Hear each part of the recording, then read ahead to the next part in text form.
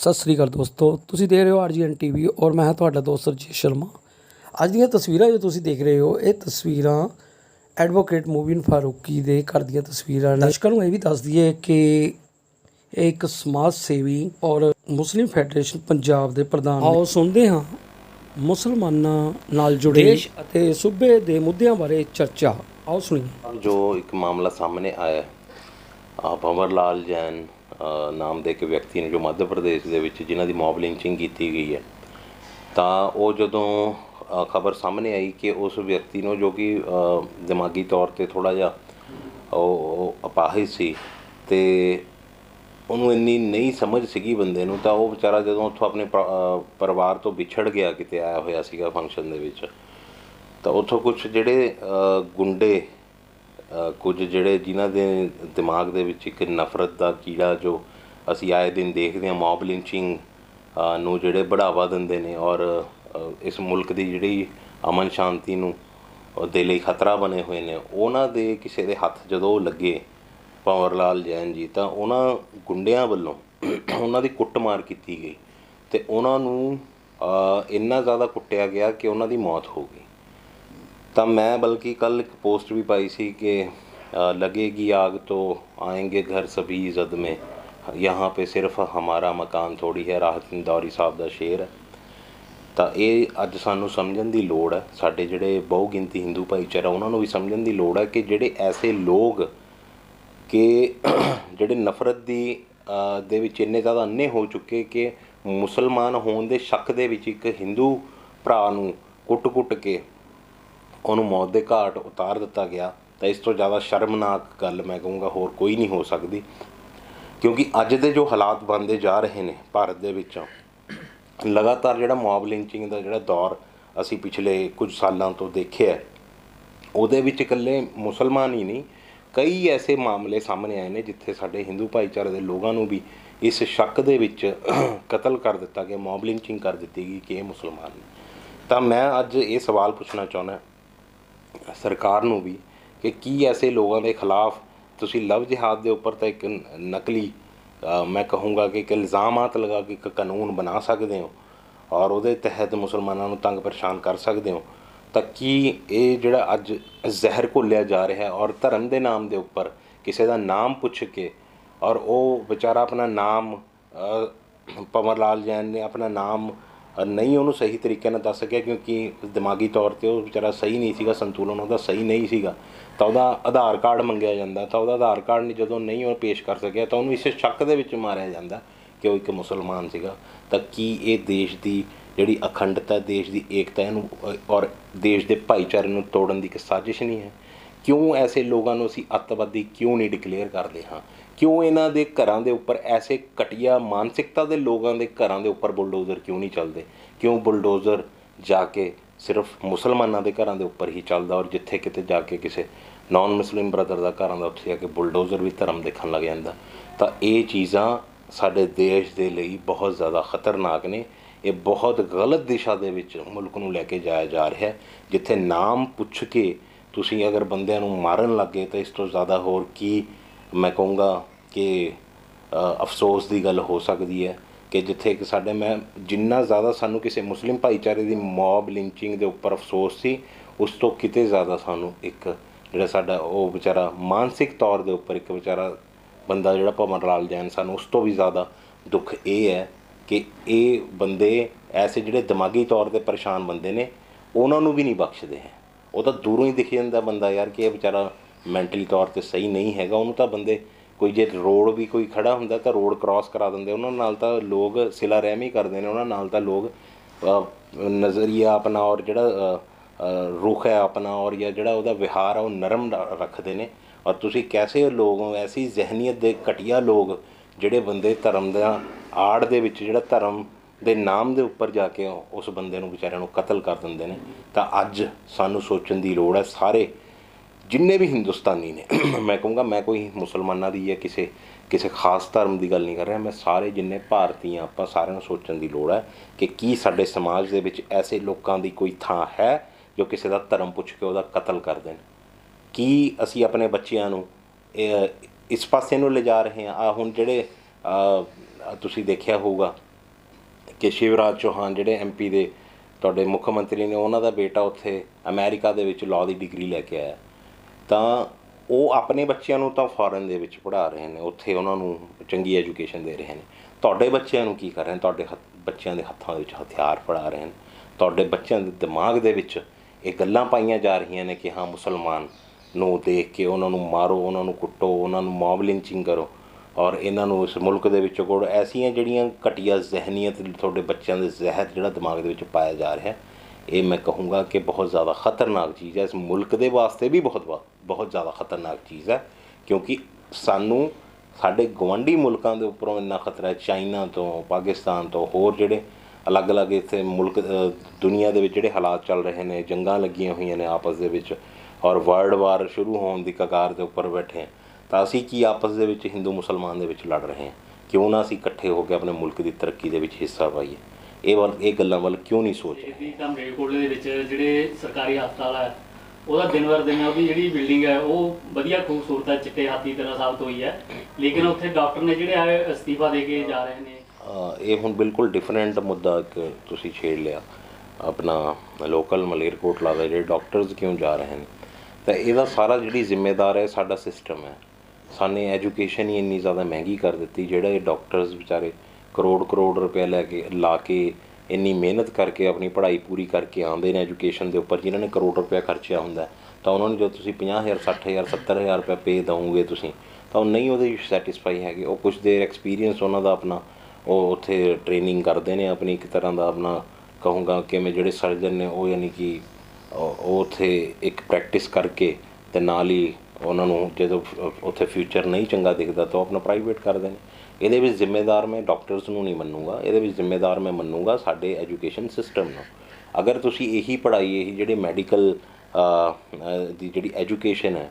ਜਿਹੜੀ higher education ਵਾਸਤੇ ਜਦੋਂ ਬੱਚੇ ਪੜ੍ਹ ਕੇ ਜਾਂਦੇ ਨੇ, ਤਾਂ ਉਹਦੇ ਬਾਅਦ ਜਦੋਂ ਟੈਸਟ ਕਲੀਅਰ ਕਰਕੇ PMT ਦਾ ਜਦੋਂ ਉਹਨਾਂ ਨੂੰ ਐਡਮਿਸ਼ਨ ਮਿਲਦਾ, ਤਾਂ ਤੁਸੀਂ ਕਾਲਜਿਸ ਇੰਨੇ ਕਿਉਂ ਨਹੀਂ ਬਣਾਉਂਦੇ ਹੈਗੇ ਔਰ ਕਿਉਂ ਨਹੀਂ ਇੰਨੇ ਜ਼ਿਆਦਾ ਤੁਸੀਂ ਇਹਦੇ ਵਿੱਚ ਰਿਲੈਕਸੇਸ਼ਨ ਦਿੰਦੇ ਹੈਗੇ ਫੀਸਿਸ ਦੇ ਵਿੱਚ, ਤਾਂ ਕਿ ਮੈਂ ਕਹੂੰਗਾ ਘਰ ਦੇ ਵਿੱਚ ਡਾਕਟਰਸ ਕਿਉਂ ਨਹੀਂ ਹੁੰਦੇ ਹੈਗੇ। ਔਰ ਤੁਸੀਂ ਜਦੋਂ ਤੁਸੀਂ ਉਹਨਾਂ ਨੂੰ ਭਰਤੀ ਕਰਦੇ ਹੋ ਸਰਕਾਰੀ ਹੌਸਪੀਟਲਸ ਦੇ ਵਿੱਚ, ਤਾਂ ਤੁਸੀਂ ਇੱਕ ਕੰਟਰੈਕਟ ਕਿਉਂ ਨਹੀਂ ਸਾਈਨ ਕਰਾਉਂਦੇ ਉਹਨਾਂ ਕੋਲੋਂ ਕਿ ਤੁਸੀਂ 20 ਸਾਲ ਤੱਕ ਤੁਸੀਂ ਨਹੀਂ ਛੱਡ ਸਕਦੇ ਹੈਗੇ। ਔਰ ਉਹਨਾਂ ਨੂੰ ਮੈਂ ਕਹੂੰਗਾ ਕਿ ਨਾਲ ਹੀ ਇਹ ਵੀ ਮਜਬੂਰ ਨਾ ਕੀਤਾ ਜਾਵੇ ਕਿ ਉਹਨਾਂ ਨੂੰ ਤਨਖਾਹ ਜਿਹੜੀ ਹੈ 60-70 ਹਜ਼ਾਰ ਰੁਪਏ, ਉਹਨਾਂ ਦੀ ਤਨਖਾਹ ਉਹਨਾਂ ਨੂੰ ਪੈਕੇਜ ਦਿੱਤਾ ਜਾਵੇ ਬਾਕਾਇਦਾ, ਕਿਉਂਕਿ ਉਹਨਾਂ ਨੇ ਬਹੁਤ ਜ਼ਿਆਦਾ ਮਿਹਨਤ ਕਰਕੇ ਔਰ ਬਹੁਤ ਜ਼ਿਆਦਾ ਪੈਸੇ ਖਰਚ ਕਰਕੇ ਐਜੂਕੇਸ਼ਨ ਦੇ ਉੱਪਰ ਉਹ ਇਸ ਮੁਕਾਮ 'ਤੇ ਪਹੁੰਚਦੇ ਨੇ। ਤਾਂ ਉਹਨਾਂ ਨੂੰ ਮੈਂ ਕਹੂੰਗਾ ਚੰਗਾ ਪੈਕੇਜ ਵੀ ਦੇਣਾ ਚਾਹੀਦਾ ਉਹਨਾਂ ਨੂੰ, ਘੱਟੋ ਘੱਟ ਤਨਖਾਹ ਜਿਹੜੀ ਹੈਗੀ ਹੈ 2-2 ਲੱਖ ਰੁਪਇਆ, ਤਾਂ ਕਿ ਉਹ ਆਪਣਾ ਪ੍ਰਾਈਵੇਟ ਪ੍ਰੈਕਟਿਸ ਔਰ ਜਾਂ ਫਿਰ ਹੋਰ ਪਾਸੇ ਨੂੰ ਨਾ ਦੇਖਣ ਕਿ ਅਸੀਂ ਜੋਬ ਛੱਡ ਕੇ ਕਿਤੇ ਜਾਈਏ। ਤਾਂ ਮੇਰੇ ਖਿਆਲ ਨਾਲ ਇਹ ਪੋਲਿਸੀ ਦੀ ਗੱਲ ਹੈ, ਸਰਕਾਰ ਨੂੰ ਐਸੀਆਂ ਪੋਲਿਸੀਜ਼ ਬਣਾਉਣੀਆਂ ਚਾਹੀਦੀਆਂ ਨੇ ਕਿ ਐਜੂਕੇਸ਼ਨ ਸਸਤੀ ਹੋਵੇ, ਜਿਹਦੇ ਨਾਲ ਕਿ ਡਾਕਟਰਸ ਇੰਨੇ ਜ਼ਿਆਦਾ ਹੋ ਜਾਣਗੇ ਕਿ ਉਹਨਾਂ ਨੂੰ ਲੱਗੇਗਾ ਕਿ ਹਾਂ 2-2 2.5 ਲੱਖ 3-3 ਲੱਖ ਰੁਪਏ ਜਦੋਂ ਪੇ ਹੋਏਗੀ ਸਰਕਾਰੀ ਡਾਕਟਰ ਦੀ ਹੌਸਪੀਟਲਸ ਦੇ ਵਿੱਚ, ਤਾਂ ਉਹਨਾਂ ਨੂੰ ਲੱਗੇਗਾ ਕਿ ਅਸੀਂ ਉਹਦੇ ਜਾ ਕੇ ਆਪਣੀਆਂ ਸੇਵਾਵਾਂ ਦੇਈਏ ਸਿਵਲ ਹੌਸਪੀਟਲਸ ਦੇ ਵਿੱਚ ਜਾਂ ਮੈਡੀਕਲ ਕਾਲਜਸ ਦੇ ਵਿੱਚ, ਤਾਂ ਉਹ ਆਪਣੇ ਆਪ ਹੀ ਉੱਥੇ ਮੈਂ ਕਹੂੰਗਾ ਕਿ ਇਹਨਾਂ ਚੀਜ਼ਾਂ ਦੇ ਉੱਪਰ ਲਗਾਮ ਲੱਗ ਜਾਣੀ ਹੈ ਜਿਹੜੇ ਡਾਕਟਰਸ ਬਾਰ-ਬਾਰ ਅਸਤੀਫਾ ਦੇ ਕੇ ਜਾ ਰਹੇ ਹਨ। ਪਾਲਿਸੀਜ਼ ਬਦਲਣ ਦੀ ਲੋੜ ਹੈ। ਹਸਪਤਾਲ ਦੇ ਵਿੱਚ ਡਾਕਟਰਾਂ ਦੀ ਕਮੀ ਹੈਗੀ ਹੈ, ਉੱਧਰ ਆਪਾਂ ਜਿਹੜੇ ਸਰਕਾਰੀ ਡਾਕਟਰ ਅਸਤੀਫਾ ਦੇ ਕੇ ਜਾ ਰਹੇ ਨੇ, ਉਹਨੇ ਧੜਾ ਹਸਪਤਾਲ ਖੋਲ੍ਹ ਰਹੇ ਨੇ, ਲੇਕਿਨ ਉੱਥੇ ਆਮ ਬੰਦੇ ਦੀ ਜਿਹੜੀ ਹੈਗੀ ਇਲਾਜ ਬਹੁਤ ਮਹਿੰਗਾ ਹੈਗਾ। ਇਹਦੇ ਲਈ ਫਿਰ ਕੀ ਸਾਰੀ ਜਿਹੜੀ ਮੈਂ ਤੁਹਾਨੂੰ ਗੱਲ ਦੱਸੀ ਹੈ ਕਿ ਸਭ ਤੋਂ ਪਹਿਲਾਂ ਤਾਂ ਜਦੋਂ ਅਸੀਂ ਐਜੂਕੇਸ਼ਨ ਹੀ ਸਸਤੀ ਕਰ ਦੇਵਾਂਗੇ, ਤਾਂ ਜਦੋਂ ਡਾਕਟਰਸ, ਮੈਂ ਕਹੂੰਗਾ ਇਹਦਾ ਹੱਲ ਇਹੀ ਹੈ ਕਿ ਜ਼ਿਆਦਾ ਤੋਂ ਜ਼ਿਆਦਾ ਡਾਕਟਰਸ ਬੱਚੇ ਜਿਹੜੇ ਪੜ੍ਹ ਕੇ ਬਣਨ, ਤਾਂ ਜਿਹੜੀ ਸਿਵਲ ਹੌਸਪੀਟਲ ਦੇ ਵਿੱਚ ਵੀ ਜਦੋਂ ਭਰਤੀ ਹੁੰਦੀ ਹੈ ਤਾਂ ਬਾਕਾਇਦਾ ਉਹਨਾਂ ਦੇ ਟੈਸਟ ਹੁੰਦੇ ਨੇ, ਇੰਟਰਵਿਊ ਹੁੰਦੀ ਹੈ, ਤਾਂ ਉਹਨਾਂ ਦਾ ਮੈਂ ਕਹੂੰਗਾ ਬਾਕਾਇਦਾ ਉਹਨਾਂ ਦਾ ਕੰਟਰੈਕਟ ਇੱਕ ਸਾਈਨ ਕਰਨ ਕਿ ਤੁਸੀਂ 20 ਸਾਲ ਤੱਕ ਜਾਂ 10 ਸਾਲ ਤੱਕ ਤੁਸੀਂ ਘੱਟੋ ਘੱਟ ਇਹ ਸੇਵਾਵਾਂ ਦਿਓਗੇ ਸਿਵਲ ਹੌਸਪੀਟਲਸ ਨੂੰ, ਠੀਕ ਹੈ, ਸਰਕਾਰ ਨੂੰ। ਔਰ ਅਗਰ ਨਹੀਂ ਯਾਨੀ ਕਿ ਉਸ ਤੋਂ ਪਹਿਲਾਂ ਕੋਈ ਛੱਡ ਕੇ ਜਾਂਦਾ ਤਾਂ ਉਨੀ ਦੇਰ ਉਹ ਨਾ ਪ੍ਰੈਕਟਿਸ ਕਰ ਸਕੇ, ਉਹਨਾਂ ਦਾ ਲਾਇਸੈਂਸ ਤੁਸੀਂ ਉਸ ਟਾਈਮ ਤੱਕ ਤੁਸੀਂ ਉਹ ਕਰ ਸਕਦੇ ਹੋ। ਇਸ ਤਰੀਕੇ ਦੀ ਪਾਲਿਸੀਜ਼ ਉਹਨਾਂ ਨੂੰ ਵੀ ਯਾਨੀ ਕਿ ਕੋਈ ਨੁਕਸਾਨ ਨਾ ਹੋਵੇ, ਉਹ ਵੀ ਇੰਨਾ ਮਿਹਨਤ ਕਰਕੇ ਇੰਨੇ ਪੈਸੇ ਖਰਚ ਕਰਕੇ ਉਹ ਉੱਥੇ ਤੱਕ ਪਹੁੰਚਦੇ ਨੇ, ਤਾਂ ਉਹਨਾਂ ਦਾ ਵੀ ਕੋਈ ਨੁਕਸਾਨ ਨਾ ਹੋਵੇ ਔਰ ਆਮ ਲੋਕਾਂ ਵਾਸਤੇ ਵੀ ਸਹੂਲਤ ਵੱਧ ਤੋਂ ਵੱਧ ਹੋਵੇ। ਉਹਦੇ ਲਈ ਇਹੀ ਹੈ ਕਿ ਜਿੰਨੇ ਜ਼ਿਆਦਾ ਤੋਂ ਜ਼ਿਆਦਾ ਅਸੀਂ ਐਜੂਕੇਸ਼ਨ ਸਸਤੀ ਕਰਾਂਗੇ, ਜਿੰਨੇ ਜ਼ਿਆਦਾ ਤੋਂ ਜ਼ਿਆਦਾ ਡਾਕਟਰਸ ਆ ਜਾਣਗੇ ਔਰ ਉਨੇ ਹੀ ਅਸੀਂ ਇੱਥੇ ਹਰ ਮੈਂ ਕਹੂੰਗਾ ਜਿਹੜੇ ਰੇਡੀਓਲੋਜਿਸਟ ਨਹੀਂ ਹੈ ਇੱਥੇ ਹੁਣ ਇੱਥੇ ਸਿਵਲ ਹਸਪੀਟਲ ਦੇ ਵਿੱਚ, ਜਿਵੇਂ ਮੈਨੂੰ ਲੱਗਦਾ 2 ਦਿਨ ਹੁੰਦੀ ਹੈ ਸਕੈਨ। ਤਾਂ ਕਿਉਂ ਨਹੀਂ ਹੈ? ਕਿਉਂਕਿ ਇੱਥੇ ਡਾਕਟਰਸ ਹੈ ਹੀ ਨਹੀਂ, ਉਹ ਸਰਕਾਰੀ ਆਉਂਦੇ ਹੀ ਨਹੀਂ ਹੈਗੇ, ਸਰਕਾਰੀ ਭਰਤੀ ਨਹੀਂ ਹੁੰਦੇ, ਇਸ ਲਈ ਉਹਨਾਂ ਨੂੰ ਕੰਟਰੈਕਟ ਕਰਨਾ ਪੈਂਦਾ ਸਰਕਾਰ ਨੂੰ, ਜਿਹੜੇ ਪ੍ਰਾਈਵੇਟ ਡਾਕਟਰਸ ਨੇ। ਇਸ ਲਈ ਸਾਨੂੰ ਇਹੀ ਇਹਦਾ ਹੱਲ ਹੈ ਕਿ ਤੁਸੀਂ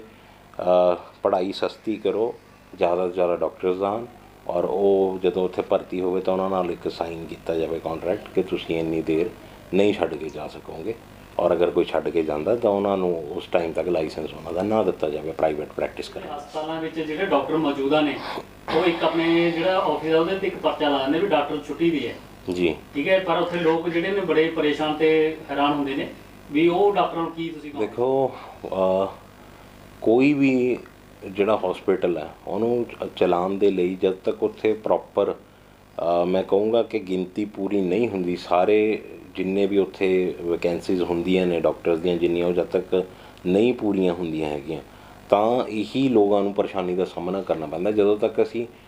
ਜੇ ਉੱਥੇ ਜ਼ਰੂਰਤ ਹੈਗੀ ਹੈ ਮੰਨ ਲਓ 50 ਡਾਕਟਰਸ ਦੀ, ਉੱਥੇ ਹੋਣਗੇ ਉੱਥੇ 10, ਤਾਂ ਉੱਥੇ ਇਹੀ ਦਿੱਕਤਾਂ ਦਾ ਸਾਹਮਣਾ ਕਰਨਾ ਪਏਗਾ। ਕਿਸੇ ਨੂੰ ਕੋਈ ਮਜਬੂਰੀ ਵਸ਼ ਬਾਹਰ ਜਾਣਾ ਪੈਂਦਾ, ਕਿਸੇ ਨੂੰ ਕੋਈ ਮੰਨ ਲਓ ਕੋਈ ਕਿਸੇ ਦੇ ਮਿਸ ਹੈਪਨਿੰਗ ਹੋ ਜਾਂਦੀ ਹੈ, ਜਾਂ ਕਿਸੇ ਨੇ ਵੈਸੇ ਵੀ ਆਪਣੀ ਜਿਹੜੀ ਆਪਣੀ ਪਰਸਨਲ ਲਾਈਫ ਹੈ ਉਹਨੂੰ ਵੀ ਇੰਜੋਏ ਕਰਨਾ ਕਿਸੇ ਨੇ, ਤਾਂ ਉਹ ਅਗਰ ਬਾਹਰ ਜਾਂਦੇ ਵੀ ਨੇ ਕਿਤੇ ਤਾਂ ਫਿਰ ਉੱਥੇ ਆਮ ਪਬਲਿਕ ਦੀ ਤਾਂ ਪਰੇਸ਼ਾਨੀ ਉਹਨਾਂ ਨੂੰ ਤਾਂ ਹੋਣੀ ਹੈ। ਇਸ ਲਈ ਜਦ ਤੱਕ ਅਸੀਂ ਪ੍ਰੋਪਰ ਉਹਨਾਂ ਦੇ ਪੂਰੀ ਨਹੀਂ ਉੱਥੇ ਅਗਰ MD ਡਾਕਟਰਸ ਹੀ ਉੱਥੇ 5-5 6-6 ਹੋਣਗੇ ਤਾਂ ਉਹ ਦੂਸਰੇ ਡਾਕਟਰਸ ਉਹਨਾਂ ਦੀ ਜਗ੍ਹਾ ਦੇ ਉੱਪਰ ਉਸ ਦਿਨ ਉੱਥੇ ਉਹਨਾਂ ਨੂੰ ਟਰੀਟ ਕਰ ਸਕਦੇ ਨੇ, ਉਹਨਾਂ ਨੂੰ ਟਰੀਟਮੈਂਟ ਦੇ ਸਕਦੇ ਨੇ ਜਿਹੜੇ ਆਪਣੇ ਮਰੀਜ਼ ਨੇ। ਇਹਦਾ ਹੱਲ ਤਾਂ ਇਹੀ ਹੈ ਕਿ ਤੁਸੀਂ ਭਰਤੀਆਂ ਪ੍ਰੋਪਰ ਕਰੋਗੇ ਤਾਂ ਹੀ ਉਹਦਾ ਕੋਈ ਹੱਲ ਹੋਣਾ, ਅਦਰਵਾਈਜ਼ ਨਹੀਂ ਇਹਦਾ ਕੋਈ ਪ੍ਰੋਪਰ। ਵਕਫ ਬੋਰਡ ਦੇ ਨਾਮ ਤੇ ਇੱਕ ਬੜਾ ਚਰਚੇ ਹੋ ਰਿਹਾ। ਉਹ ਵਕਫ ਬੋਰਡ ਦਾ ਸਾਰਿਆਂ ਦਾ ਆਪਣਾ ਡਿਫਰੈਂਟ ਓਪੀਨੀਅਨ ਹੈ, ਮੇਰਾ ਆਪਣਾ ਅਲੱਗ ਇੱਕ ਡਿਫਰੈਂਟ ਓਪੀਨੀਅਨ ਹੈ ਇਹਦੇ ਉੱਪਰ। ਜੋ ਵਕਫ ਬੋਰਡ ਦੀ ਜੋ ਲਗਾਤਾਰ ਇੱਥੇ ਚੱਲ ਰਿਹਾ ਹੈ ਕਿ ਇਹਦੇ 'ਤੇ ਇਲੈਕਸ਼ਨ ਕਰਾਏ ਜਾਣ, ਜਾਂ ਉਹ ਮੇਰੇ ਖਿਆਲ ਨਾਲ ਦੇਖੋ ਮੇਰਾ ਇਹ ਓਪੀਨੀਅਨ ਹੈ ਕਿ ਅਗਰ ਤੁਸੀਂ ਇਲੈਕਸ਼ਨਸ ਕਰਵਾਓਗੇ ਵਕਫ ਬੋਰਡ ਦੇ ਵਿੱਚ ਤਾਂ ਮੈਨੂੰ ਲੱਗਦਾ ਕਿ ਇਹਦੇ ਨਾਲ ਕਰਪਸ਼ਨ ਹੋਰ ਜ਼ਿਆਦਾ ਵਧੇਗੀ, ਕਿਉਂਕਿ ਜਿਹੜੇ ਬੰਦੇ ਤੁਹਾਨੂੰ ਪਤਾ ਹੀ ਹੈ ਕਿ ਕਿੰਨੇ ਕੁ ਦੇਖੋ ਚੰਗੇ ਬੰਦੇ ਰਾਜਨੀਤੀ ਦੇ ਵਿੱਚ ਜੇ ਅਸੀਂ ਸੋਚੀਏ ਤਾਂ ਬਹੁਤ ਘੱਟ ਯਾਨੀ ਕਿ ਬੰਦੇ ਐਸੇ ਨੇ ਜਿਹੜੇ ਰਾਜਨੀਤੀ ਵੱਲ ਨੂੰ ਆਉਣ ਦੀ ਕੋਸ਼ਿਸ਼ ਕਰਦੇ ਨੇ। ਤਾਂ ਅਗਰ ਕੋਈ ਬੰਦੇ ਐਸੇ ਮੰਨ ਲਓ ਕੋਈ ਇਨਵੈਸਟਮੈਂਟ ਪਰਪਸ ਦੇ ਨਾਲ ਕਿ ਹਾਂਜੀ ਅਗਰ ਅੱਜ ਅਸੀਂ ਇਹਦੇ ਵਿੱਚ ਕਰੋੜ ਰੁਪਇਆ ਲਾ ਕੇ ਜਾਂ 50 ਲੱਖ ਜਾਂ 40 ਲੱਖ ਰੁਪਇਆ ਖਰਚ ਕਰਕੇ ਵਕਫ ਬੋਰਡ ਦੇ ਜਿਹੜੇ ਇਲੈਕਸ਼ਨਸ ਕੰਟੈਸਟ ਕਰਕੇ ਉਹ ਜੇ ਮੈਂਬਰ ਬਣਨਗੇ ਜਾਂ ਕੋਈ ਚੇਅਰਮੈਨ ਬਣੇਗਾ ਤਾਂ ਫਿਰ ਉਹ ਤਾਂ ਫਿਰ ਆਪਣਾ ਰਾਈਟ ਸਮਝਣਗੇ ਕਰਪਸ਼ਨ ਨੂੰ ਕਿ ਅਸੀਂ ਇੰਨੇ ਪੈਸੇ ਖਰਚ ਕਰਕੇ ਆਏ ਹਾਂ ਇਲੈਕਸ਼ਨ ਦੇ ਉੱਪਰ, ਤਾਂ ਇਹ ਹੁਣ ਅਸੀਂ ਇੰਨੇ ਪੈਸੇ ਉਹਨਾਂ ਨੇ ਕਹਿਣਗੇ ਕਿ ਅਸੀਂ ਇੰਨੇ ਪਹਿਲਾਂ ਪੂਰੇ ਕਰਨੇ। ਤਾਂ ਮੈਨੂੰ ਲੱਗਦਾ ਕਿ ਜਦੋਂ ਵੀ ਤੁਸੀਂ ਅਸੈਂਬਲੀ ਇਲੈਕਸ਼ਨ ਹੁੰਦੇ ਨੇ, ਜਿਵੇਂ ਹੁਣ ਡਾਕਟਰ ਸਾਹਿਬ ਚੁਣੇ ਨੇ ਮਲੇਰਕੋਟਲਾ ਦੇ ਵਿੱਚੋਂ, ਤਾਂ ਉਸ ਟਾਈਮ ਹੀ ਤੁਸੀਂ ਇਹ ਸੋਚ ਕੇ ਹੀ ਵੋਟ ਕਰੋ ਕਿ ਜਿਨ੍ਹਾਂ ਨੂੰ ਅਸੀਂ ਹੁਣ ਵੋਟ ਕਰ ਰਹੇ ਹਾਂ ਤਾਂ ਇਹੀ ਸਾਡੇ ਵਕਫ ਬੋਰਡ ਦੇ ਅੱਗੇ ਚੇਅਰਮੈਨ ਹੋਣਗੇ, ਕਿ ਇਹਨਾਂ ਦੇ ਹੀ ਮੈਂਬਰਸ ਹੋਣਗੇ, ਇਹੀ ਪਾਰਟੀ ਦੇ। ਇਸ ਤਰੀਕੇ ਦੇ ਨਾਲ ਅਸੈਂਬਲੀ ਇਲੈਕਸ਼ਨ ਦੇ ਵਿੱਚ ਹੀ ਮੈਂ ਕਹੂੰਗਾ ਸੋਚ ਸਮਝ ਕੇ ਇਸੇ ਤਰੀਕੇ ਨਾਲ ਹੀ ਵੋਟ ਕਰਨੀ ਚਾਹੀਦੀ ਹੈ ਕਿ ਜਿਸ ਪਾਰਟੀ ਨੂੰ ਤੁਸੀਂ ਜਿਤਾਓ ਕਿ ਉਸੇ ਪਾਰਟੀ ਦੇ ਹੀ ਮੈਂਬਰਸ ਹੋਣਗੇ, ਉਸੇ ਪਾਰਟੀ ਦੇ ਹੀ ਚੇਅਰਮੈਨ ਹੋਣਗੇ। ਇਹ ਤੁਹਾਡੇ ਕੋਲ ਉਸ ਟਾਈਮ ਮੌਕਾ ਹੁੰਦਾ। ਜੇ ਕਹੋਗੇ ਸੈਪਰੇਟ ਇਲੈਕਸ਼ਨ ਕਰਵਾਉਣਾ ਉਹਦੇ ਵਿੱਚ ਤਾਂ ਫਿਰ ਹੁਣ ਕਿਸੇ ਵੀ ਹੁਣ ਜਿਹੜੀਆਂ ਹੋ ਗਈ ਹਾਰੀਆਂ ਹੋਈਆਂ ਪਾਰਟੀਆਂ ਨੇ ਉਹਨਾਂ ਦੇ ਵੀ ਨੁਮਾਇੰਦੇ ਆਉਣਗੇ, ਉਹ ਕਹਿਣਗੇ ਅਸੀਂ ਪੈਸੇ ਦੇ ਜ਼ੋਰ ਦੇ ਉੱਪਰ ਜਾਂ ਕੋਈ ਕਿਸੇ ਤਰੀਕੇ ਨਾਲ ਕੋਈ ਵੀ ਢੰਗ ਹਰਬਾ ਜਰਬਾ ਜੋ ਵੀ ਇਸਤੇਮਾਲ ਕਰਨਗੇ ਉਹਦੇ ਨਾਲ ਉਹ ਇੱਕ ਵਾਰੀ ਜਦੋਂ ਚੁਣੇ ਜਾਣਗੇ ਤਾਂ ਫਿਰ ਮੈਨੂੰ ਲੱਗਦਾ ਕਿ ਉਹਦੇ ਨਾਲ ਅਸੀਂ ਕਰਪਸ਼ਨ ਨੂੰ ਹੀ ਬੜਾਵਾ ਦੇਵਾਂਗੇ ਵਕਫ ਬੋਰਡ ਦੇ ਵਿੱਚ। ਹੋਰ ਹੁਣ ਤਾਂ ਬਲਕਿ ਅਸੀਂ ਇਹ ਮੰਗ ਵੀ ਕਰ ਸਕਦੇ ਹਾਂ, ਸਾਡੇ ਜਿਹੜੇ MLA ਸਾਹਿਬ ਨੇ ਜਾਂ ਸਾਡੇ ਮੁੱਖ ਮੰਤਰੀ ਜੀ ਨੇ ਉਹਨਾਂ ਨੂੰ ਅਸੀਂ ਰਿਕੁਐਸਟ ਕਰਾਂਗੇ ਚੰਗੇ ਬੰਦੇ ਇਹਦੇ ਵਿੱਚ ਚੁਣੇ ਜਾਣ ਅਤੇ ਜਿਹੜੇ ਬੰਦੇ ਕਰਪਟ ਨਾ ਹੋਣ, ਜਾਂ ਜਿਹੜੇ ਬੰਦਿਆਂ ਦੇ ਉੱਪਰ ਕੋਈ ਯਾਨੀ ਕਿ ਉਹ ਨਾ ਹੋਵੇ, ਕੋਈ ਆਲਿਮ ਵੀ ਇਹਦੇ ਵਿੱਚ ਮੈਂਬਰਸ ਚੁਣੇ ਜਾ ਸਕਦੇ ਨੇ, ਜਿਨ੍ਹਾਂ ਨੂੰ ਕੋਈ ਮੁਫਤੀ ਸਾਹਿਬ ਕੋਈ ਇਸ ਤਰੀਕੇ ਦੇ ਕੋਈ ਆਪਣੇ ਇੱਥੇ ਮਲੇਰਕੋਟਲੇ ਦੇ ਬਹੁਤ ਮੁਫਤੀ ਸਾਹਿਬਾਨ ਇੱਥੇ ਮਲੇਰਕੋਟਲੇ ਦੇ ਵੀ ਜਿਨ੍ਹਾਂ ਨੂੰ ਦੀਨ ਦੀ ਨੌਲੇਜ ਵੀ ਹੈਗੀ ਹੈ, ਤਾਂ ਐਸੇ ਕੋਈ ਅੱਛੇ ਬੰਦੇ ਅਗਰ ਤੁਸੀਂ ਕਹੋਗੇ ਤਾਂ ਉਹ ਨੋਮੀਨੇਟ ਹੋ ਜਾਣਗੇ ਉਹਦੇ ਵਿੱਚ। ਮਗਰ ਜੇ ਤੁਸੀਂ ਕਹੋਗੇ ਕਿ ਇਲੈਕਸ਼ਨਸ ਹੋਣ ਤਾਂ ਮੇਰੇ ਖਿਆਲ ਨਾਲ ਇਲੈਕਸ਼ਨਸ ਨਹੀਂ ਹੋਣੇ ਚਾਹੀਦੇ। ਔਰ ਦੂਸਰਾ ਜਿਹੜਾ ਇੱਕ ਮੁੱਦਾ ਹੋਰ ਸੀਗਾ ਕਿ ਵਕਫ ਬੋਰਡ ਦੀਆਂ ਜ਼ਮੀਨਾਂ ਖਾਲੀ ਕਰਾਉਣ ਵਾਸਤੇ ਵੀ ਕੁਛ ਮੇਰੇ ਬ੍ਰਦਰਸ ਵੱਲੋਂ ਮੰਗ ਚੱਕੀ ਜਾ ਰਹੀ ਹੈ, ਤਾਂ ਆਲਰੇਡੀ ਜਿਹੜਾ ਇੱਕ ਟ੍ਰਿਬਿਊਨਲ ਹੈ ਵਕਫ ਟ੍ਰਿਬਿਊਨਲ ਹੈ ਉਹ ਬਣਿਆ ਹੋਇਆ ਕਿ ਹਾਂਜੀ ਅਗਰ ਕੋਈ ਇਨਕਰੋਚਮੈਂਟ ਕਰਦਾ ਜਾਂ ਕੋਈ ਉੱਥੇ ਕੋਈ ਰੈਂਟ ਦੇ ਰਿਹਾ ਤਾਂ ਉੱਥੇ ਉਹ ਜਾ ਕੇ ਉਹਦੇ ਵਿੱਚ ਪੂਰਾ ਇੱਕ ਪ੍ਰੋਸੈਸ ਹੈਗਾ ਕਿ ਕਿਸ ਤਰੀਕੇ ਦੇ ਨਾਲ ਉਹ ਖਾਲੀ ਕਰਵਾਉਣ ਵਾਸਤੇ ਇੱਕ ਪ੍ਰੋਸੀਡਿੰਗਸ ਨੇ ਉਹਦੀਆਂ ਉਹ ਸ਼ੁਰੂ ਹੋ ਜਾਂਦੀਆਂ ਨੇ ਔਰ ਹੌਲੀ ਹੌਲੀ ਉਹਦੇ ਵਿੱਚ ਆਰਡਰ ਹੁੰਦਾ ਔਰ ਉਹ ਖਾਲੀ ਹੁੰਦੀਆਂ ਨੇ। ਮਗਰ ਮੇਰਾ ਸਰਕਾਰ ਨੂੰ ਅਗਰ ਕੁਛ ਮੰਗਣਾ ਹੀ ਅਸੀਂ ਸਰਕਾਰ ਤੋਂ, ਤਾਂ ਮੈਂ ਕਹੂੰਗਾ ਕਿ ਉਹਨਾਂ ਨੂੰ ਪਾਵਰਸ ਐਸੀਆਂ ਦਿੱਤੀਆਂ ਜਿਵੇਂ ਸਰਫੇਸੀ ਐਕਟ ਹੈ ਬੈਂਕਾਂ ਦਾ, ਉਹਦੇ ਵਿੱਚ ਸੈਕਸ਼ਨ 14 ਦੇ ਵਿੱਚ ਆਲਰੇਡੀ ਪਾਵਰ ਜਿਵੇਂ DC ਸਾਹਿਬ ਨੂੰ ਨੇ ਕਿ ਸਿੱਧਾ ਜਾਓ ਤੁਸੀਂ, ਜਿਹੜਾ ਕਿਸੇ ਨੇ ਇਨਕਰੋਚਮੈਂਟ ਕੀਤੀ ਹੈ, ਕੋਈ ਪ੍ਰੋਪਰਟੀ ਆਪਣੀ ਦੱਬੀ ਹੋਈ ਹੈ ਜਿਵੇਂ ਇੱਥੇ ਵਕਫ ਬੋਰਡ ਦੀ, ਕੋਈ ਨਹੀਂ ਕੋਈ ਉਹਦਾ ਰੈਂਟ ਦੇ ਰਿਹਾ ਹੈਗਾ, ਤਾਂ ਉੱਥੇ ਜਾ ਕੇ ਸਿੱਧਾ ਜਿਵੇਂ ਸੈਕਸ਼ਨ 14 ਦੇ ਵਿੱਚ ਉਹਨਾਂ ਕੋਲ ਪਾਵਰਾਂ ਨੇ, ਤਾਂ ਉਹ ਸਿੱਧੀ ਆਰਡਰ ਕਰ ਸਕਦੇ ਨੇ ਕਿ ਉਹਦੇ ਉੱਪਰ ਕਬਜ਼ਾ ਕਰੋ। ਪੁਲਿਸ ਜਾਂਦੀ ਹੈ ਨਾਲ, ਉੱਥੇ ਜਾ ਕੇ ਉੱਥੇ ਕਬਜ਼ਾ ਕਰਾ ਦਿੰਦੇ ਨੇ ਉੱਥੇ। ਤਾਂ ਇਸੇ ਤਰੀਕੇ ਦੇ ਨਾਲ ਮੈਂ ਕਹੂੰਗਾ ਕਿ ਐਸੀਆਂ ਹੀ ਕੁਝ ਪਾਵਰਾਂ ਜਿਹੜੀਆਂ ਉਹਦੇ ਵਿੱਚ ਸੋਧ ਕਰਕੇ ਉਹ ਇਹਨਾਂ ਨੂੰ ਡੈਡੀਕੇਟ ਕੀਤੀਆਂ ਜਾਣ, ਤਾਂ ਕਿ ਇਹ ਜਲਦੀ ਤੋਂ ਜਲਦੀ ਜਿਹੜਾ ਹੈਗਾ ਪ੍ਰੋਸੈਸ ਸ਼ੁਰੂ ਕਰਕੇ ਜਿਹੜੀਆਂ ਵਕਫ ਜ਼ਮੀਨਾਂ ਦੇ ਉੱਪਰ ਨਜਾਇਜ਼ ਕਬਜ਼ੇ ਹੈਗੇ ਨੇ ਵੀ ਉਹਨਾਂ ਤੋਂ ਹਟਾਇਆ ਜਾਵੇ, ਤਾਂ ਕਿ ਉਹਨਾਂ ਨੂੰ ਦੁਬਾਰਾ ਨਵੇਂ ਸਿਰੇ ਦੇ ਉੱਪਰੋਂ ਉਹਨਾਂ ਨੂੰ ਕਿਰਾਏ 'ਤੇ ਦੇ ਕੇ ਰੈਂਟ ਆਊਟ ਕਰਕੇ ਉਹਨਾਂ ਤੋਂ ਚੰਗੀ ਆਮਦਨ ਲੈ ਕੇ ਇੱਥੇ ਜਿਹੜੇ ਜਿਨ੍ਹਾਂ ਦਾ ਅਸਲ ਹੱਕ ਹੈ ਯਤੀਮਾਂ ਮਸਕੀਨਾਂ ਦਾ ਵਿਆਵਾਂ ਦਾ, ਉਹਨਾਂ ਤੱਕ ਉਹ ਪਹੁੰਚਾਇਆ ਜਾਵੇ। ਸਾਡੇ ਜਿਹੜੇ ਆਲਮੇ ਦੀਨ ਨੇ, ਇਹ ਜਿਹੜੇ ਮੌਲਵੀ ਸਾਹਿਬਾਨ ਨੇ, ਮੈਂ ਪਹਿਲਾਂ ਸ਼ੁਰੂ ਤੋਂ ਮੇਰੀ ਮੰਗ ਇਹੀ ਰਹੀ ਹੈ ਕਿ ਉਹਨਾਂ ਨੂੰ ਕਿਉਂ ਨਹੀਂ ਤੁਸੀਂ 20,000 ਰੁਪਇਆ 15,000 ਰੁਪਇਆ ਕਿਉਂ ਨਹੀਂ ਉਹਨਾਂ ਦੀ ਤੁਸੀਂ ਵਕਫ ਬੋਰਡ ਵੱਲੋਂ ਪੇ ਕਰਦੇ ਹੈਗੇ। ਬਹੁਤ ਦੇਰ ਦਾ ਸਾਡਾ ਫੈਡਰੇਸ਼ਨ ਵੱਲੋਂ ਮੁੱਦਾ ਇਹ ਚੱਕਿਆ ਹੋਇਆ, ਤਾਂ ਇਹ ਤਾਂ ਹੀ ਮੁਮਕਿਨ ਹੈ ਜਦੋਂ ਉਹਨਾਂ ਦੀ ਆਮਦਨ ਵਕਫ ਬੋਰਡ ਦੀ ਵਧੇਗੀ। ਉਹਦਾ ਇੱਕ ਸਭ ਤੋਂ ਵਧੀਆ ਤਰੀਕਾ ਇਹੀ ਹੈ ਕਿ ਸਰਕਾਰ ਤੋਂ ਮੰਗ ਕਰੀਏ ਕਿ ਇਹਨਾਂ ਨੂੰ ਜ਼ਮੀਨਾਂ ਨੂੰ ਖਾਲੀ ਕਰਾਉਣ ਵਾਸਤੇ ਕਾਨੂੰਨ ਦੇ ਵਿੱਚ ਹੀ ਸੋਧ ਕੀਤੀ ਜਾਵੇ ਔਰ ਜ਼ਿਆਦਾ ਪਾਵਰਾਂ ਜਿਹੜਾ ਹੈਗਾ ਇਹ ਜਦੋਂ ਹੋਸ਼ 'ਚ ਆਇਆ ਤਾਂ ਇਹਦੇ ਕੀ ਫਾਇਦੇ ਨੇ, ਕੀ ਨੁਕਸਾਨ ਨੇ, ਕਿਉਂ ਬਣਾਇਆ, ਕੀ ਵਕਫ ਪ੍ਰੋਪਰਟੀ ਹੈ ਉਹਦੀ ਜੇ ਅਹਿਲੇ ਇਸਲਾਮ ਜਦੋਂ ਕਹਿੰਦੇ ਤਾਂ ਉਹਦੀ ਮਲਕੀਅਤ ਹੈ ਜਿਹੜੀ ਇਸਲਾਮ ਨੂੰ ਮੰਨਣ ਵਾਲੇ, ਯਾਨੀ ਕਿ ਉਹ ਵਕਫ ਉਹਦੀ ਮਾਲਕੀ ਅੱਲਾ ਦੀ ਹੋਊਗੀ, ਉਹ ਦੁਬਾਰਾ ਨਹੀਂ ਵਾਪਸ ਨਹੀਂ ਹੋ ਸਕਦੀ ਹੁੰਦੀ। ਅਗਰ ਕੋਈ ਵਕਫ ਹੋ ਜਾਵੇ ਜ਼ਮੀਨ, ਤਾਂ ਉਹਦਾ ਪਰਪਸ ਇਹੀ ਹੁੰਦਾ ਕਿ ਉਹਨਾਂ ਤੋਂ ਜਿਹੜੀ ਆਮਦਨ ਹੁੰਦੀ ਹੈ ਉਸ ਪ੍ਰੋਪਰਟੀ ਤੋਂ, ਉਹਦੇ ਨਾਲ ਜਿਹੜੇ ਯਤੀਮ ਨੇ, ਗਰੀਬ ਨੇ, ਜਿਨ੍ਹਾਂ ਦਾ ਹੱਕ ਹੈ, ਬੇਵਾਵਾਂ ਨੇ ਜਾਂ ਗਰੀਬ ਤਬਕਾ ਹੈ, ਕੋਈ ਉਹਨਾਂ ਦੇ ਬਿਮਾਰ ਹੈ ਕੋਈ, ਜਾਂ ਜਿਵੇਂ ਹੁਣ ਪਿੱਛੇ ਸ਼ੁਰੂ ਕੀਤਾ ਸੀਗਾ ਆਪਣਾ ਉਹਨਾਂ ਦੀ ਲੜਕੀਆਂ ਦੀ ਮੈਰਿਜ ਦੇ ਉੱਪਰ, ਵੈਸੇ ਉਹ ਕੰਸੈਪਟ ਤਾਂ ਹੈ ਨਹੀਂ ਕੋਈ ਇਸਲਾਮ ਦੇ ਵਿੱਚ ਦਹੇਜ ਦਾ, ਮਗਰ ਉਹਦੇ ਵਾਸਤੇ ਵੀ ਚਲੋ ਉਹਨਾਂ ਨੇ ਸ਼ੁਰੂ ਕੀਤਾ ਸੀਗਾ, ਅੱਛੀ ਗੱਲ ਹੈ। ਅਤੇ ਉਹ ਸਾਰਾ ਜੋ ਪੈਸਾ ਹੈ ਉਹ ਇਹਨਾਂ ਦਾ ਜੋ ਮੁਸਤਹਿਕ ਨੇ ਉਹਨਾਂ ਦੇ ਉੱਪਰ ਖਰਚ ਕਰਨ ਦਾ ਹੁਕਮ ਹੈ। ਉਹਨਾਂ ਨੂੰ ਜਿਹੜੀਆਂ ਪ੍ਰੋਪਰਟੀਆਂ ਸੀ ਉਹਨਾਂ ਦੀ ਸਾਂਭ ਸੰਭਾਲ ਵਾਸਤੇ, ਜਿਵੇਂ ਪਹਿਲਾਂ ਤੁਸੀਂ ਦੇਖਿਆ ਹੋਊਗਾ 1938 ਦੇ ਵਿੱਚ UP ਵਕਫ ਬੋਰਡ ਦੇ ਅੰਡਰ ਹੀ ਜ਼ਿਆਦਾਤਰ ਸਾਰੇ ਸਟੇਟਾਂ ਦੇ ਦਿੱਤੇ ਹੋਏ ਸੀਗੇ ਉਹਨਾਂ ਨੇ। ਉਸ ਤੋਂ ਬਾਅਦ ਆਈ ਥਿੰਕ 1954 ਦੇ ਵਿੱਚ ਇਹਨਾਂ ਨੇ ਸਾਰੀਆਂ ਸਟੇਟਾਂ ਦੇ ਅਲੱਗ-ਅਲੱਗ ਵੀ ਇਹਨਾਂ ਨੇ ਬਣਾ ਕੇ ਬੋਰਡ ਨੇ ਜਿਹੜੇ ਉਹਨਾਂ ਨੂੰ ਉਹ ਕਰਤੇ ਸੀਗੇ, ਗਠਿਤ ਕਰਤੇ ਸੀਗੇ ਅਲੱਗ-ਅਲੱਗ ਸਟੇਟਾਂ ਦੇ। ਤਾਂ ਇਹਨਾਂ ਦਾ ਕੰਮ ਇਹੀ ਹੁੰਦਾ ਕਿ ਜਿਹੜੀਆਂ ਪ੍ਰੋਪਰਟੀਜ਼ ਨੇ ਇਹਨਾਂ ਦੀ ਸਾਂਭ ਸੰਭਾਲ ਕਰਨੀ, ਉਹਨਾਂ ਤੋਂ ਜਿਹੜੀ ਆਮਦਨ ਪ੍ਰਾਪਤ ਹੁੰਦੀ ਹੈ ਉਹਨਾਂ ਨੂੰ ਔਰ ਜਿਹੜੇ ਜ਼ਰੂਰਤਮੰਦ ਨੇ ਮੁਸਲਿਮ ਭਾਈਚਾਰੇ ਦੇ ਵਿੱਚ ਉਹਨਾਂ ਦੇ ਉੱਪਰ ਮੁਸਤਹਿਕ ਨੇ, ਗਰੀਬ, ਯਤੀਮ, ਮਸਕੀਨ, ਬੇਵਾਵਾਂ, ਇਹਨਾਂ ਦੇ ਉੱਪਰ ਖਰਚ ਕੀਤਾ ਜਾਵੇ। ਔਰ ਜਿਵੇਂ ਕਿ ਹੁਣ ਕਈ ਮਸਜਿਦਾਂ ਦੇ ਉੱਪਰ ਤਮੀਰ ਕਰਵਾਈਆਂ ਜਾਣ, ਮਸਜਿਦਾਂ ਦੇ ਇਮਾਮ ਨੇ ਉਹਨਾਂ ਨੂੰ ਜਿਵੇਂ ਤਨਖਾਹਾਂ ਜਾ ਰਹੀਆਂ ਨੇ, ਤਾਂ ਇਹਨਾਂ ਦੇ ਉੱਪਰ ਮੈਂ ਕਹੂੰਗਾ ਔਰ ਜਿਹੜੇ ਐਜੂਕੇਸ਼ਨਲ ਇੰਸਟੀਚਿਊਟਸ ਨੇ ਉਹਨਾਂ ਨੂੰ ਬਹੁਤ ਬਿਹਤਰ ਕੀਤਾ ਜਾ ਸਕਦਾ। ਇਹ ਜੋ ਸਹੀ ਤਰੀਕੇ ਪਿੱਛੇ ਜੇ IAS ਆਫੀਸਰ ਕੁਛ ਆਏ ਸੀਗੇ ਪੰਜਾਬ ਦੇ ਵਿੱਚ, ਤਾਂ ਉਹਨਾਂ ਵੱਲੋਂ ਬਹੁਤ ਅੱਛੇ ਉਪਰਾਲੇ, ਜਿਵੇਂ ਆਪਣੇ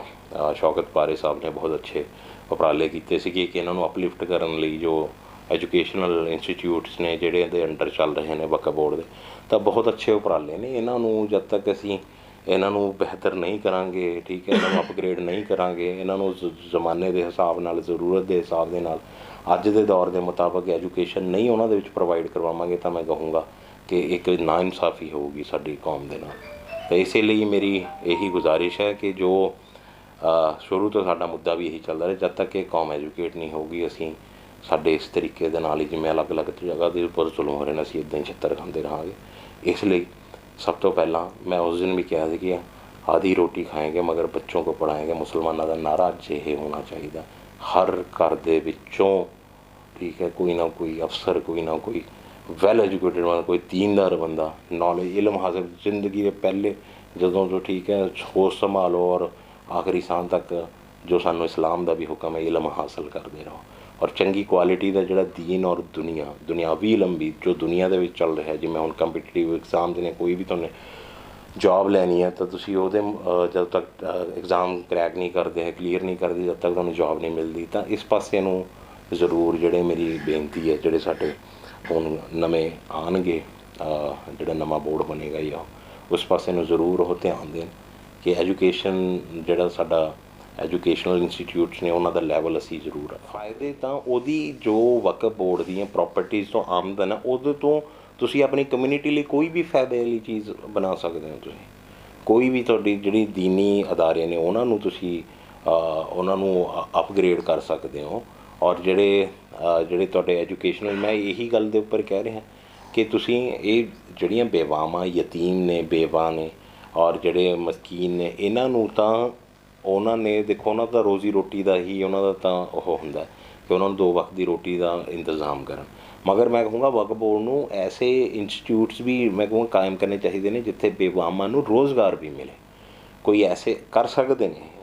ਠੀਕ ਹੈ, ਇਹਨਾਂ ਕੋਲ ਜੋ ਪ੍ਰੋਪਰ ਫੰਡਸ ਹੈਗੇ ਨੇ ਜਿਹਦੇ ਨਾਲ ਐਸਾ ਕੋਈ ਸਿਲਾਈ ਸੈਂਟਰ, ਕੋਈ ਕੁਛ ਵਟਐਵਰ। ਹੁਣ ਇਹ ਤਾਂ ਜੇ ਬੈਠਾਂਗੇ ਸੋਚਣ ਵਾਸਤੇ ਕੀ ਕੀਤਾ ਜਾ ਸਕਦਾ, ਉਸ ਤਰੀਕੇ ਨਾਲ 20 ਹੱਲ ਨਿਕਲੇ ਆਉਂਦੇ ਨੇ। ਉਹ ਤਾਂ ਬਲਕਿ ਜਿਹੜੇ IAS ਆਫਿਸਰ ਨੇ ਸਭ ਤੋਂ ਕਿਤੇ ਜ਼ਿਆਦਾ ਮਾਸ਼ਾਅੱਲਾ ਜ਼ਹੀਨ ਨੇ, ਉਹ ਸੋਚ ਸਕਦੇ ਨੇ ਕਿ ਇਹਨਾਂ ਨੂੰ ਬਜਾਏ ਆਪਾਂ ਪੈਨਸ਼ਨਾਂ ਦੇਣ ਦੇ ਸਾਡੀ ਕੌਮ ਨੂੰ ਇਸ ਲਾਇਕ ਬਣਾ ਦਈਏ ਕਿ ਉਹ ਕਮਾ ਕੇ ਖਾਣ ਵਾਲੇ ਹੋ ਜਾਣ। ਜਿਹੜਾ ਇਹ ਫਰੀ ਵਾਲਾ ਸਿਸਟਮ ਹੈ ਇਹ ਵੀ ਮੈਂ ਕਹੂੰਗਾ ਕਿ ਉਹ ਜ਼ਕਾਤ ਦੇਣ ਵਾਲੇ ਬਣ ਜਾਣ ਬਜਾਏ ਕਿ ਉਹ ਮਦਦ ਲੈਣ। ਉਹਨਾਂ ਨੂੰ ਇਸ ਤਰੀਕੇ ਦੇ ਨਾਲ ਸਹੀ ਤਰੀਕੇ ਦੇ ਨਾਲ ਅਗਰ ਯੂਟੀਲਾਈਜ਼ ਕੀਤਾ ਜਾਵੇ ਔਰ ਜੋ ਪੈਸਾ ਆਮਦਨ ਆਉਂਦੀ ਹੈ ਉਹਨੂੰ ਸਹੀ ਤਰੀਕੇ ਨਾਲ ਖਰਚ ਕੀਤਾ ਜਾਵੇ ਤਾਂ ਮੇਰੇ ਖਿਆਲ ਦੇ ਨਾਲ ਬਹੁਤ ਕੰਮ ਜਿਹੜਾ ਆਪਾਂ ਜਿਹੜੀ ਆਪਣੀ ਸੋਚ ਤੋਂ ਵੀ ਬਾਹਰ ਹੈ, ਇਸ ਤਰੀਕੇ ਦੇ ਨਾਲ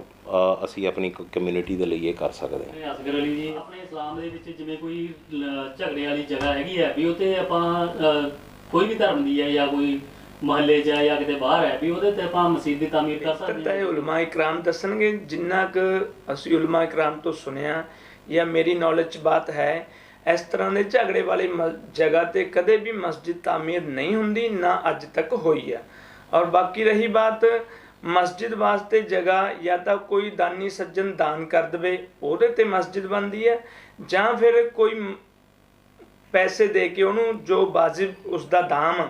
ਉਹ ਖਰੀਦ ਕੇ ਪਲਾਟ ਵਗੈਰਾ ਉਹਦੇ 'ਤੇ ਲੋਕਾਂ ਦੇ ਚੰਦੇ ਨਾਲ ਮਸਜਿਦਾਂ ਬਣਦੀਆਂ ਨੇ, ਨਾ ਕਿ ਕਿਸੇ ਤੋਂ ਖੋਹ ਕੇ ਜਾਂ ਛੀਨ ਕੇ ਬਣਾਈਆਂ ਜਾਣ। ਅਤੇ ਇਸੇ ਤਰ੍ਹਾਂ ਜਿਵੇਂ ਅਸੀਂ ਸਾਡੇ ਮੁਹੱਲੇ 'ਚ ਤਕਰੀਬਨ ਪਿਛਲੇ 4-5 ਸਾਲ ਪਹਿਲਾਂ